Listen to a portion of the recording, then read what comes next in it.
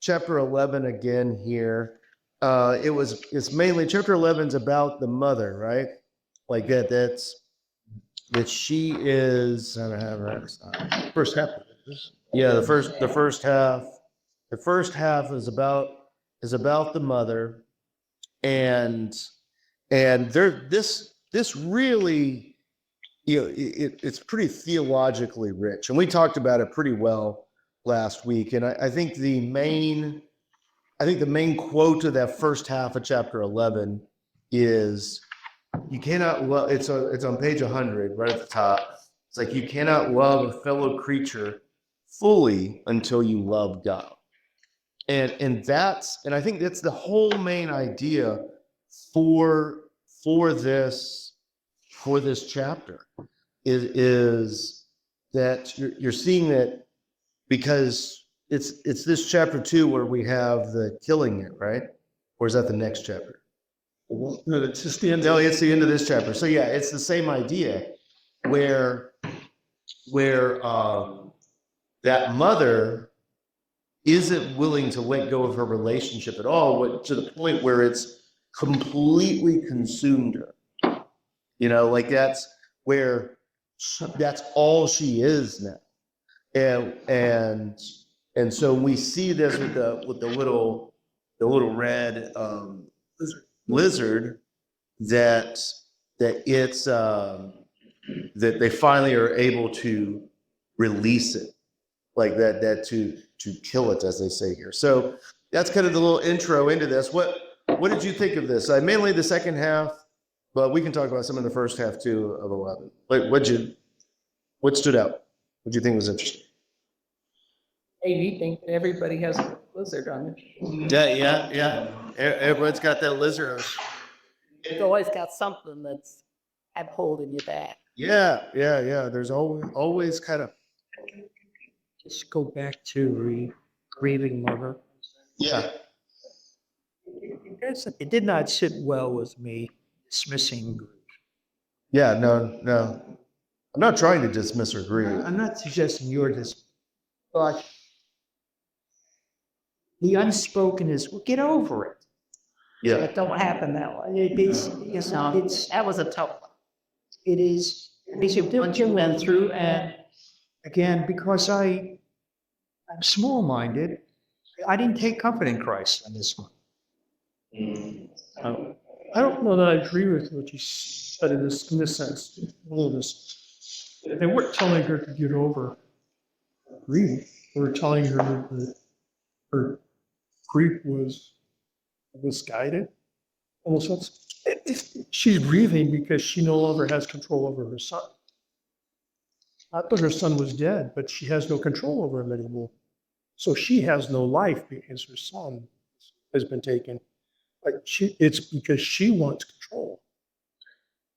So, I mean, that's how I read it. Because, I wouldn't be grief for grief's sake. Like it's because it's hard. It's hard because we've all lost people, and I think that's what he's trying to get at with the lizard too, that he's putting it all kind of together. I think the paragraph that binds the two stories together with the lizard and the grief is on 106. And it's right in the middle of that paragraph. And I'll just read that paragraph. I doubt if he knew clearly what he meant, but you and I must be clear. There is but one good, and that is God. Everything else is good when it looks to him, and bad when it turns from him. And the higher and the mightier it is in the natural order, the more demonic it will be if it rebels. It's not out of bad mice or bad fleas that make demons, but out of bad archangels. The false religion of lust is baser than the false religion of mother love, patriotism, and art. Lust is less likely to be made into a religion. Look, and the way I see that paragraph operating is that it's combining this idea of this mother to her son lust is quite the word to be using it, and it's specifically using it for that lizard. But I think C.S. Lewis is bringing us back to a previous thing.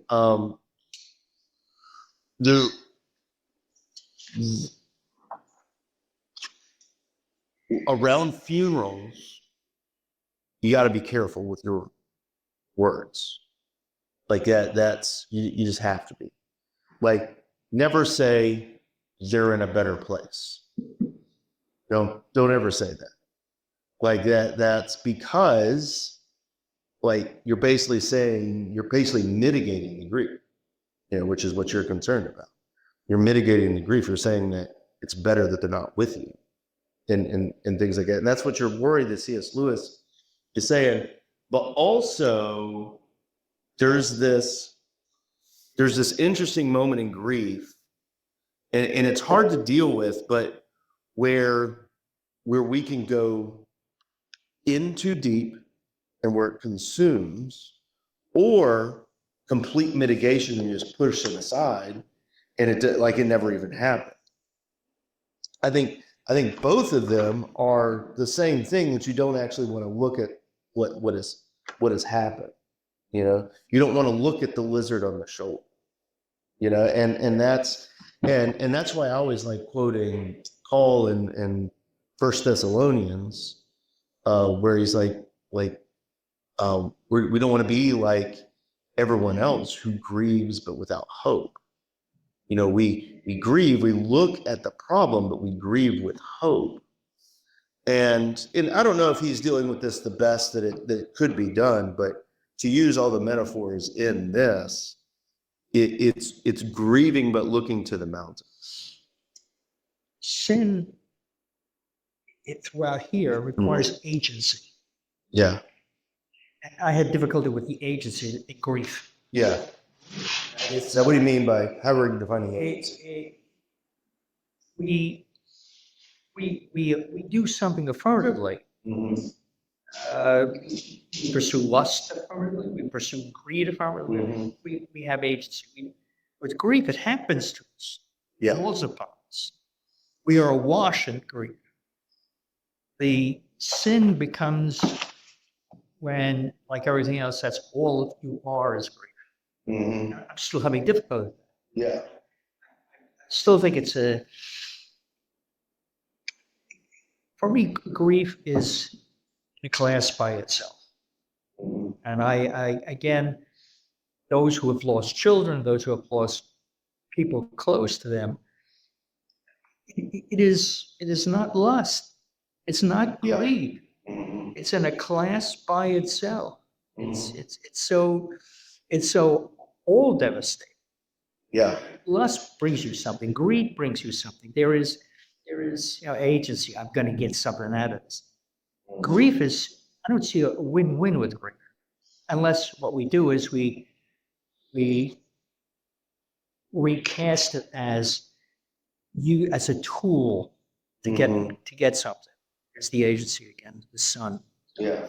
This is probably my only difficulty with CS. Yeah. That's it. Yeah. I carved out fairly or unfairly grief. I am hesitant to throw it into the pot of agency. Well, and you see how the church deals with it. We have All Saints Sunday, which I'd normally gone on All Saints Sunday. But then there's also kind of the classic view of communion. I used to deal with this a lot more than I do now in the current generation of communion. But the theology of communion is basically that when we are at the table, it becomes this nature of timelessness, at the table where we are gathering together with all the saints that have gone before and all of the saints that come after us, your grandchildren, great-grandchildren, all of that stuff. Like, we are all gathered together as the one body of Christ, the church, at the table, that we are all gathered there. And was it in this chapter? Oh yeah. Page 109. Like it's page 109. Now he's talking about the killing the lizard. But he's like, let's see, right before it's kind of near the top. But I'm specifically looking at the quote that says, "There is no other day." But right before that, we'll lead into it. I need to be in good health for the operation some other day, perhaps. And then he says this, and I thought this is key, because he's saying something bigger than this situation, that there is no other day. All days are present now. Like that's what an interesting way to put all of that, because I think like there's even with the grief and all that stuff, that's what a lot of counseling when kind of helping someone through whatever they're struggling through. It's not about winning the day, it's about making the step forward. Like that's it's not about like, oh man, like I finally was able to conquer today. Like that's not what any of this is about. It's about that one day that you're in is just a little step forward. That way, when you look in the past, you're like, oh man, I'm so much farther than I was. But each day it doesn't feel that way, you know? And that's what I really take from that. There is no other day. All days are present now, because I like that lady in her grief, like she's confronted with it with the what's the name of the family, the Godfreys or whatever it is, the Gultreys, the Godfreys go here for church. Like that's like the Guthrie woman, and she's like, oh, I'm nothing like her, but by the end of that paragraph, like she's just exactly like her. She's like, if I just had him here, then my life would all be better. And I think that's what he's getting at. It's like, if I just had this, I would be better. And that's a rough place to be in, you know? First of all, it's me. Yeah. I don't care about you. Yeah. If I get what I want. Yeah, I'm getting from you what I need. Yeah. Like that's I'm getting from you from what I need. And the way I understand this, and Mick, you also gotta there's something intense in the Christian culture about the idea that's being presented here. And in the Christian in American Christian culture, Western Christian culture. And it is the idea of letting go. Like that's you just if you could just let it go, you may be surprised, because we're so tempted to hold. It's like, well, I finally like it, the way it is. You get your favorite ice cream flavor, and then joy stops carrying it, something like that. Like that's And that's you got to drive all the way down US 1 to get black raspberry ice. yeah, like that's That is the cross you bear. yeah. What's interesting to me is that all this discussion, all of it in the book, not just this, but all of it takes place in the shadow of the hills or working. Yeah. And you can see them, and they can see them, and yet they are worried about what's behind them, Mm-hmm. what they have or had, not what's ahead. And that's not to mitigate grief. Grief sits with us, but you look at this, and the lizard guy's the same way. They kill it, but he didn't want to. He didn't want to. He was worried about it. When they finally killed it, he becomes something greater, because he gets rid of the lust. And he immediately like stampedes into the hills, into the like, which that's such a stark image of, he kills that little greasy red lizard, and it's like, He's like, oh, you're hurting me. And so like, I didn't say it wouldn't hurt. I said it wouldn't kill you. You know, like that's And what doesn't kill you makes you stronger. Yeah. Or orient you into heaven? or to prove Christopher Nolan in The Dark Knight, it makes you stranger. Like that, whenever it is a kill, that's what the Joker says. A line at the end of that page, they cannot kill it against your will. It is impossible. Yeah. And speaking to what the lizard represents, you got to want to get rid of it. You got to want to get rid of it. Yeah. So and I see that I started today too. So there's that quote on that page 109. There is no other day. All days are present now. Yeah. And then right under that, a couple of lines down, kind of 3/4 of the way down, it says, I'll come again the first moment I can. Let me go down and, deal with some affairs. I'll come back. And it's like this moment contains all moments. Like that's like, I love that language of like, everything is coalescing now, like what's stopping you? I feel like I said a lot of similar things when I was selling cars, but like well, like, yeah, I used to sell cars for this back in the previous life. Yeah, the student. So I did. And so I like that. That's Nice Corvette. yeah. The we call those Mitsubishis, and so but yeah, I cannot kill it, without your permission. Let's see there's all this interesting language. This chapter and the next chapter, there's all this interesting language about being a ghost. And like, it's almost like you can see them get solid for a second and kind of waver. And the lizard, one of the things the lizard says to the man is that, if you kill me, you won't be a real man anymore. Like he basically says, like a lie, you'd be only a sort of ghost, not a real man as you are now. And to me, that lie sounds like the serpent in the garden. It's like, oh, God knows that if you only eat it, you'll be like him. And and like that's, and he doesn't want you to be like him.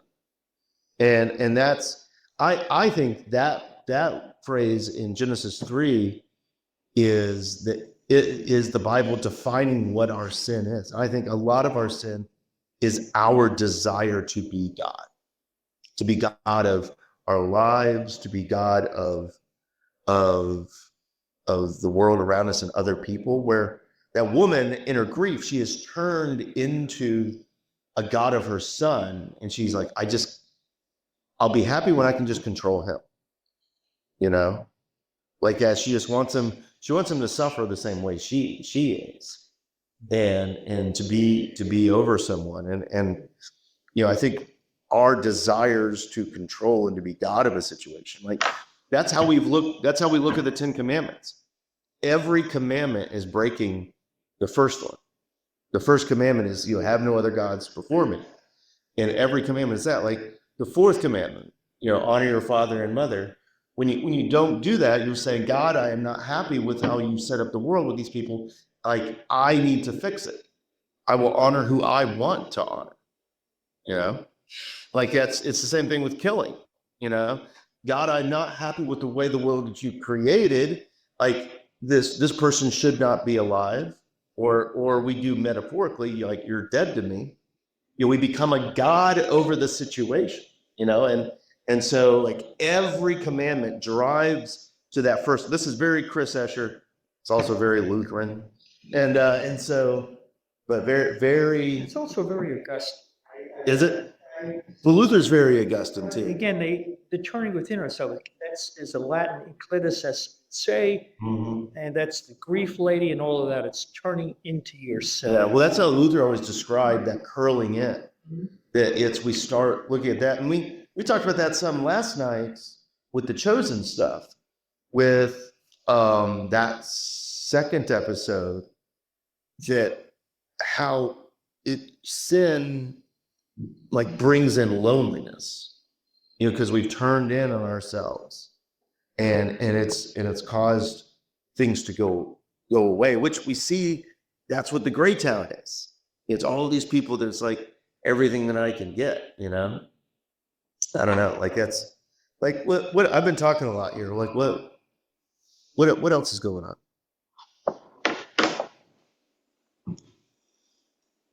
Like on page 110, when he says, have I your permission? And the angel to the ghost, when talking about killing the lizard, he says, I know it will kill me. It won't, but supposing it did. Yeah. It's a great, like that's, again, this is profound Western Christian culture.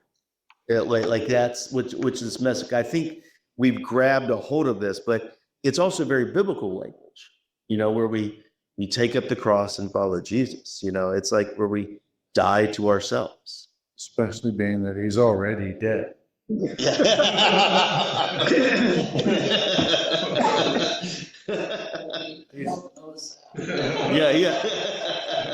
There's always more, as there's always more. And he goes on to say it would be better to be dead than to live with this creature. Yeah. Like that's a great one to do. I have this, let's see. Right before what Vance read, I want to read the latter half of that paragraph. Page right. 110. It's kind of right in the middle of the page. Yes. I know there are no real pleasures now, only dreams. But aren't they better than nothing? And I'll be so good. I admit, I've sometimes gone too far in the past, but I promise I won't do it again. This is the lizard talking, really. I give you nothing but really nice dreams, all sweet, fresh, almost innocent. You might say quite innocent. Like it's that dream of like, this reminds me of every conversation I've ever had with anyone with addiction. That the key to the addiction is like, this is a key AA thing. And some people disagree with this, is that AA is like, yeah, I'm an alcoholic. That's what I am. And it's the confession of it that makes it to where you can make that next step forward, and you hear people, there's people that come into my office that are like, oh, I'm 50 years sober today. And it's like 50 years. That's a long time. That's almost a lifetime for me. More than your life. Yeah. That's almost a lifetime for me. Like that's but they're still proud of that 50 years sober, which that means that they are still confessing that, and that they've overcome. But it's a very, and this like, no, like, just partake this time. I won't, it'll be nice this time. Man, that's every conversation with addiction I've ever heard anyone say. Like that. This time it will be different. This time it'll be different. This time it'll be different. And it's that belief that I'm bigger than this. That I'm bigger than it and I can conquer it. And that's yeah. And so the angel just quoted what quoting what Vance said just a second ago again. I know it'll kill me, but it won't. But supposing it did, and he says, you're right. It would be better to be dead than to live with this creature. Then may I? And Tim, blast you, go on. You can't get over with it. And then he ended it with a whimpering, like God, just help me. That's like, it's fascinating how it goes forward there. And then the angel like the burning one, the angel closed his crimson grip. Like, what an interesting language there. What do you think he's saying with the crimson grip there? Grab the reptile with his crimson grip. Is it a reflection of the red reptile? Is it something to do with like blood of Jesus? Like, what do you think? There's a couple of metaphors going on there. I don't know. It said the burning one, and it was capitalized. Mm-hmm. Which I hadn't thought of it as the blood of Jesus, but I guess I see that the burning one was going where. Yeah. It was just interesting that they used crimson there. But that's also the same word that it described the reptile earlier. And so I wasn't quite sure what to do with that. And so that's why I brought it up here. You thought one of us would be better than you. Yeah. Yeah. Like that. That's, oh yeah. And then he like, let's see, where does he say that he said it was like a bellow that he gave out that was Before is that before that. that? Next moment, there stays the screen. Screen, yeah. Such as I've never heard on there. Yeah. Yeah, there it is.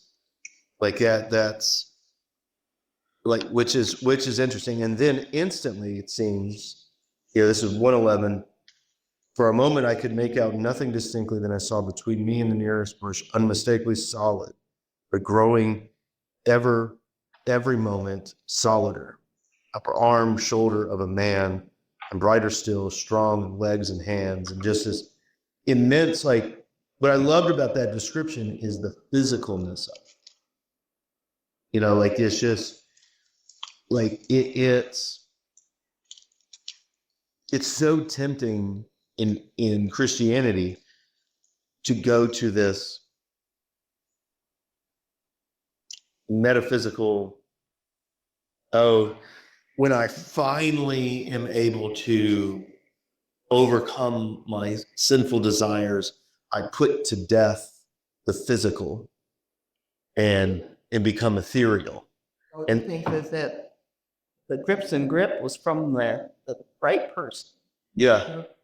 You think he might represent Jesus, the flow? He's here, the crimson flow, and how many hymns? Yeah.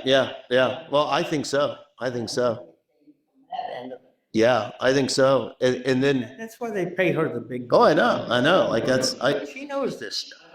like that. No. I think Absolutely not. I think that's what he's talking about. Like there's this sense of that, because like all these songs they talk about crimson. that's when he turned into a solid person, and Yeah. Jesus put him in the crimson flow, you might say. And that lizard then is like what's beautiful about that.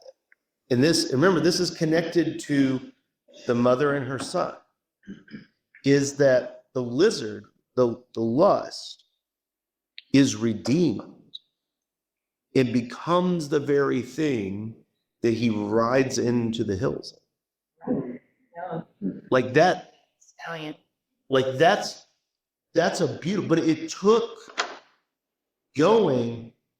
He had to die first. Yeah, like it's like it killed it all. Like, so it's this, and I love all that stuff. Like he says, where like that in that paragraph about all the lust, that it's like that false religion of mother love or patriotism or art. Like that's all those things. Those are all good things, but they can be taken way too far and become a thing of just unchecked sin, and like, and it's equating lust with those things. Although he says that lust is the baser. Yeah. I'd like to ask you, Crimson Flow. You suggest, you say that it's hymnal, but it tells me that the hymn is based on scripture. Is there a scriptural reference to Crimson Flow? I would say like that. Well, you go ahead. Jesus. Yeah, blood of Jesus. blood of Jesus. I mean, think about Revelation with the lamb that was slain images, like yeah, all of those images. Jesus, when he's going into that last battle, he's already he's already been dipped in the blood. And so Rivers turning to blood. yeah. So so I think,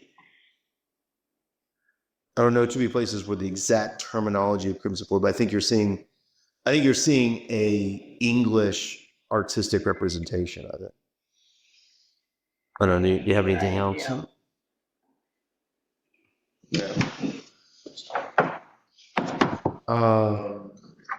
Let's see.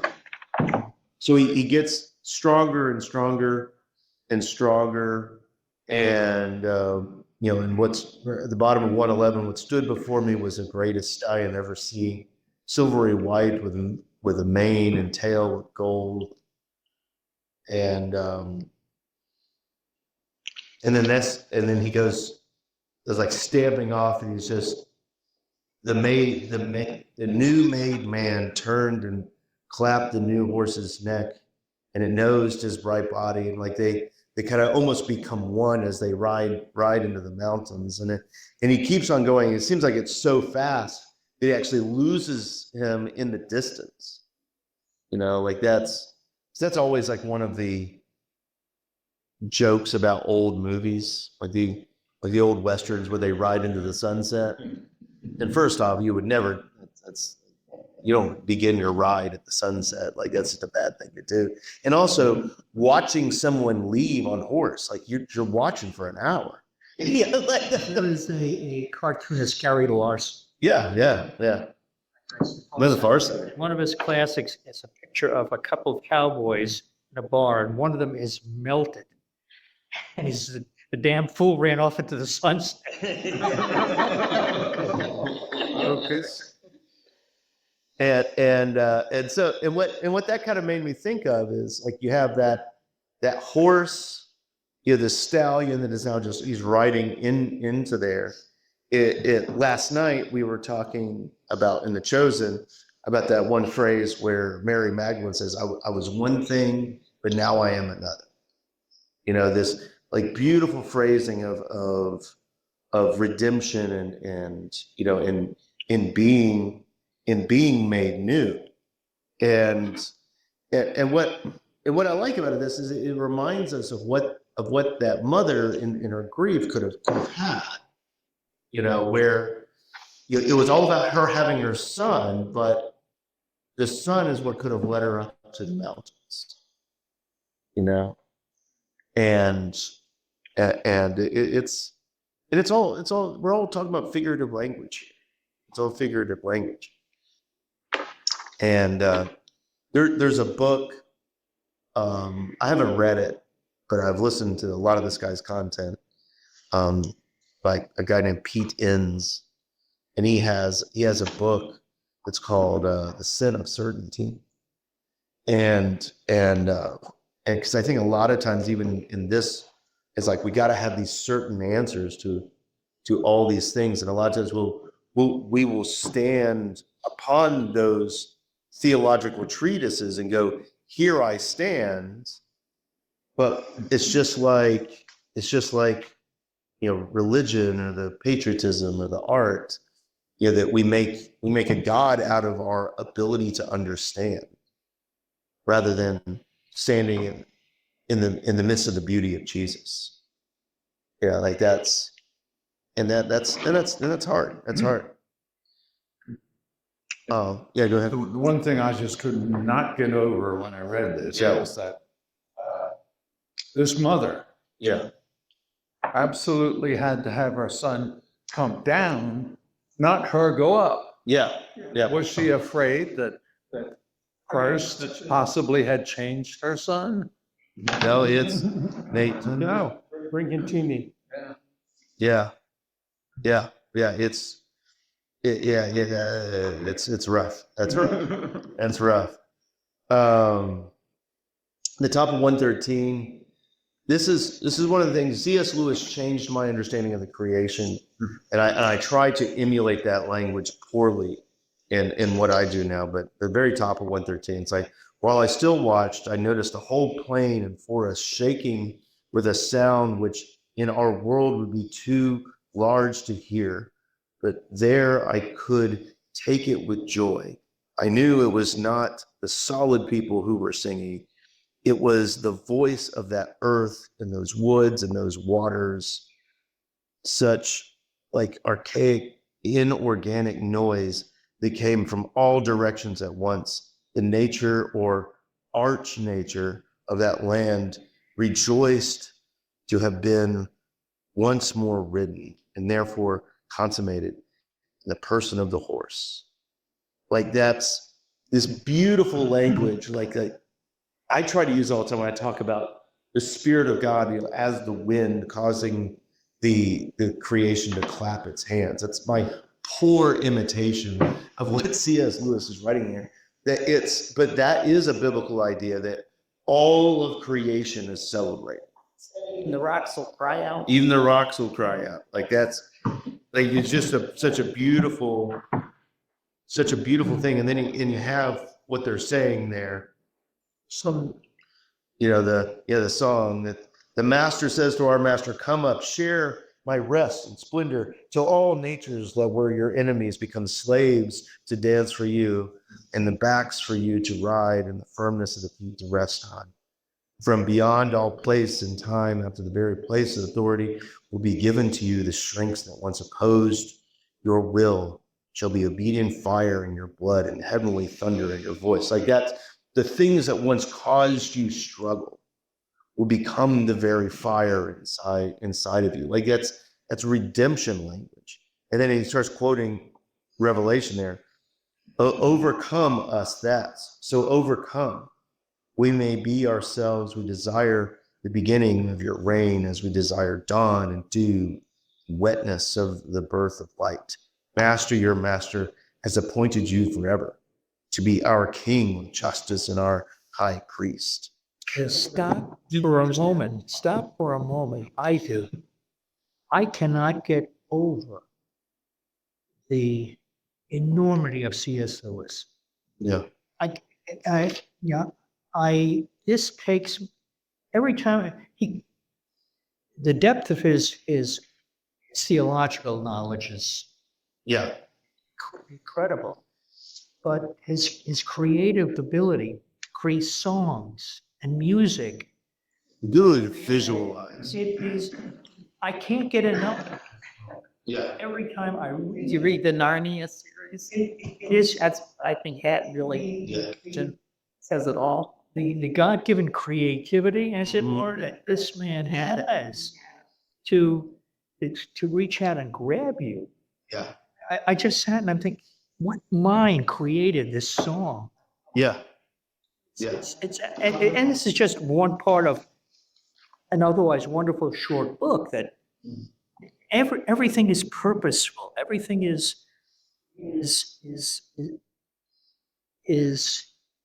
informative. It's not just filling in space with this guy. Mm-hmm. Yeah. And then he explains it just right after that beautiful song. It's like, am I right in thinking the lizard really turned into the horse?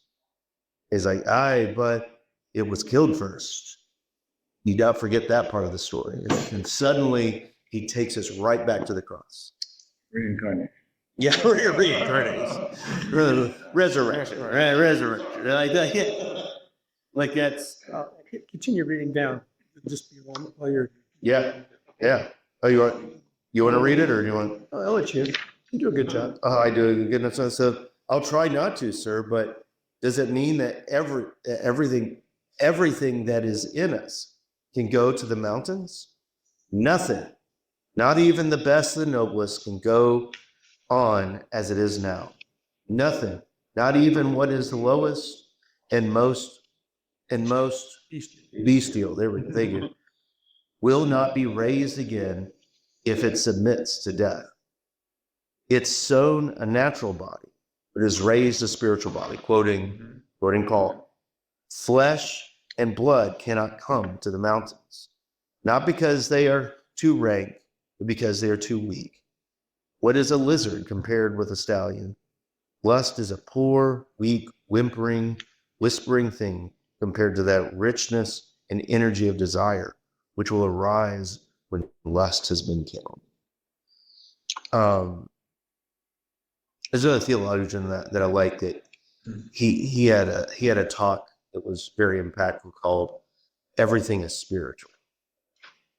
And what I like about what he's doing there is it's kind of like what C.S. Lewis is doing, where he's connecting all this physical stuff that we have now, that all this stuff is like, that's all spirit. Like it's, don't mitigate it. Don't think the spirit is coming. The spirit is here. Like that. That's it, it's all spiritual, and the thing the flesh and blood that we deal with now, it's not that it's too disgusting. Like he never mitigates the creation. Like that's beautiful language. But it arises when the lust has been killed. It's beautiful there. I like the line though, he says it will not be raised again if it submits to that. Can you explain that one? Yeah. So nothing, not even what is the lowest and most bestial, will not be raised again if it submits to death. Feel wisely. It's a sin.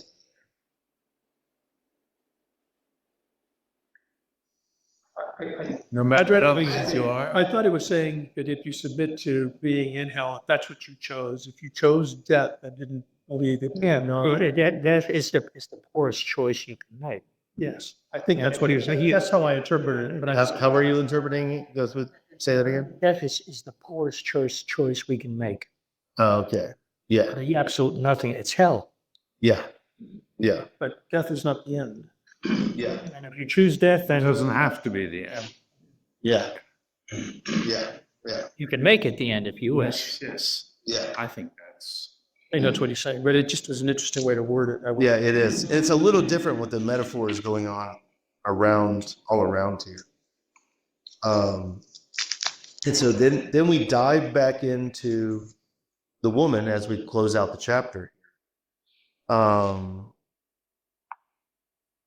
So just right after what I read on 114, but am I to tell them at home that this man's sensuality proved less of an obstacle than that poor woman's love for her son?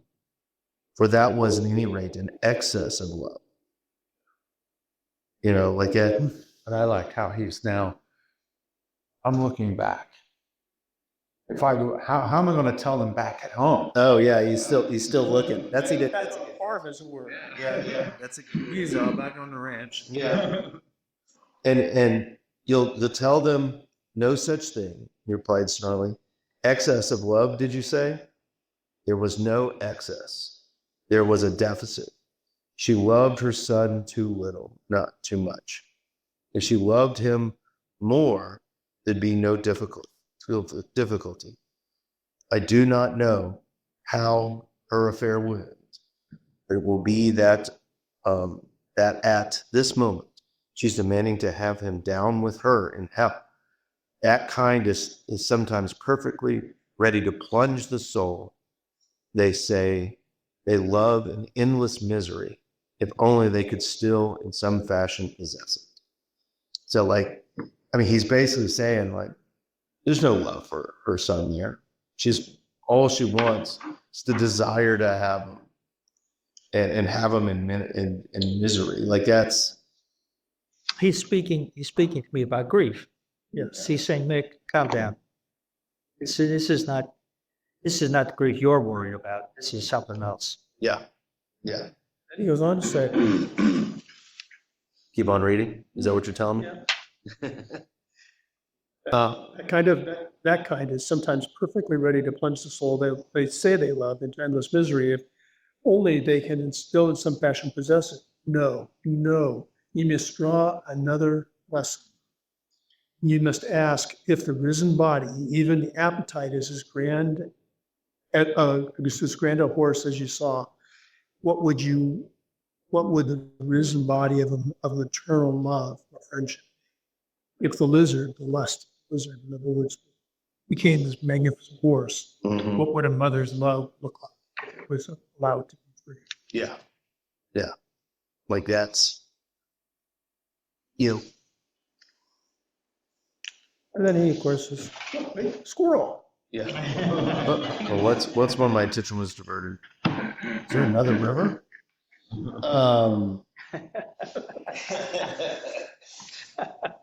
And that's this happens a lot at C.S. Lewis. I think he just gets tired of I don't want to transition this. I feel like this is the like that's but that It's also comic relief from a weighty situation. yeah, it is. But I think that you might be surprised what you get if you hold it loose. Is what I get from this. It's so often when we think that if we just, if I have this and if I hold it on tightly, yeah, I think this is something Luther's talking about in like theology of the cross, but also in A Mighty Fortress. Should they take our house, our goods, honor, child, or spouse, even though they take it all away, they cannot win the day. Like and he's basically saying like, hold it all loosely. Like everything you have is with Christ in his death and his resurrection. I had a professor, I talk about this a lot. I had a professor in seminary that he said a hurricane, and he lived in the Midwest, so but I think he also said tornadoes. Like there are big, scary winds, but it's just a big, mighty wind. It's just a big, mighty wind. And he goes, you got to look at these things a certain way, but we get scared of them and how it affects all the stuff that we have. But it's a big, mighty wind. And he goes, it's not an evil wind. And it kind of, it reframed all these things and how I always kind of looked at stuff. I'm like, oh, it is just a mighty thing, like this over there. And, if it comes and destroys my house, it kind of goes back to, even though they take it all away, the day's not won. And can I be fine with that? And I think that's the question that this chapter 11 is wanting us to ask ourselves. If it goes all the way, does it actually win the day? And that's how we built that building, that theology right there. It's the, even if this all fails, even if it all fails, like Jesus still died, rose again, you'll be okay. That's something I have to constantly remind myself. That's, If you love someone, set them free. yeah, If they return to you, it's really not. yeah. And so this is, I need to be careful how I say stuff. This is my encouragement to parents, is holding their kids and, always making sure that they love them.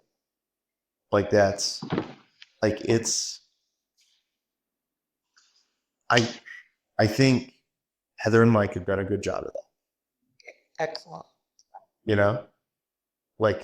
And at risk of saying too much, I think they have a great relationship with Kate because they held her loosely. It's a typical story for her. Yeah. Wonderful girl. Yeah. Our mothers had a big difference. Yes. And that, but I think we can hold anything like how easy it is for me to hold this place too tight. You know, how easy it is for us to hold this place, to hold our homes, to hold our, you know, like that. That's, and You should hold this place tight. We all on and say the week. Oh, give me 1 minute. Well, those offers come every now and then. I know. Like, yes, those offers come every now. How like little lizards. Yeah, I don't like those. The wild ones. But yeah, it's you hold it loosely, and you might be surprised with what you get. And Hold them loosely, but watch them like a hawk. yeah. Especially if you live on a detour route now. Yeah. Yeah. And so that's, I think that's what, man, I can't believe we only went through chapter 11. Half of it. Half of it. But it was, let's see, as this said, chapter 11 is one of the most emotionally intense and theologically rich chapters in the book. I would agree with that. Yeah, like, and so, and it's good. All right, so next we go to Sarah Smith. Yeah, so next week we'll do all that. 2 more, right? Yeah, maybe 2 more to go. 2 more to go. Let me look. Oh, it's 14. Yes. Well, we'll say goodbye to everyone that's watching this online. Thanks for joining us today. The